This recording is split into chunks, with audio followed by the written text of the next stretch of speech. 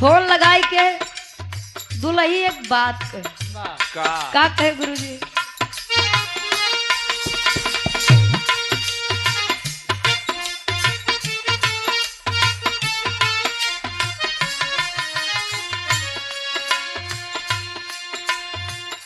जिंदगी तोहरा नावे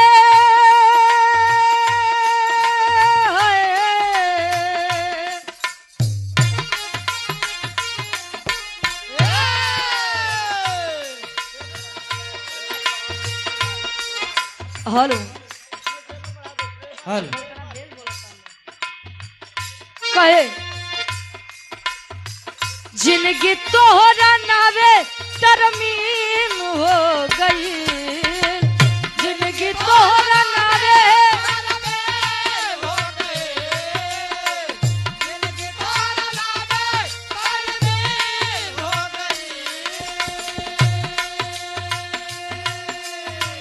तरमीन उर्दू शब्द है। तरमीन का मतलब रजिस्ट्री हो जाना। लिखा पढ़ी हो गई। वाह कहे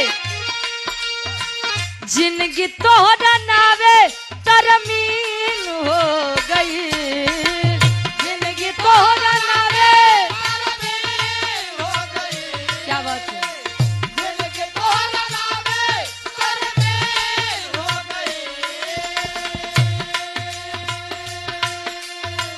जिंदगी तोहरा नावे तरमीन हो गई। ए राजा तोहके देखले बड़ा दिन हो गई। ए राजा तोहके देखले बड़ा दिन हो गई। ए राजा तोहके देखले बड़ा दिन हो गई। जिंदगी तोहरा नावे तरमीन हो गई। वाह क्या बात। जिंदगी तोहरा नावे तरमीन हो गई। ए राजा तोहके देखले बड़ा दिन हो गई। ए राजा तोहके देखले बड़ा दिन। बाबा मतलब ए राजा तोहके देखले बड़ा दिन हो गई।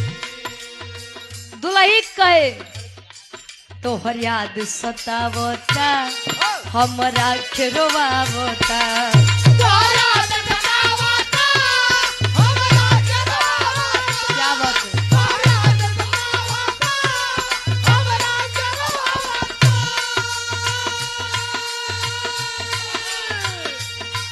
रही रही के सजिया पे हमके तड़पावता। रही रही के सजिया पे हमके तड़पावता। क्या बात है। रही रही के सजिया पे हमके तड़पावता। दुल्ही कहे सोनावा के गाना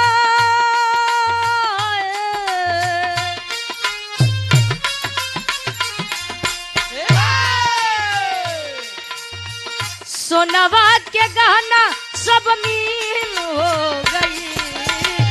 सोनावा के गहना सब कीन हो गई। सोनावा के गहना सब मेल हो गए। सोनावा के गहना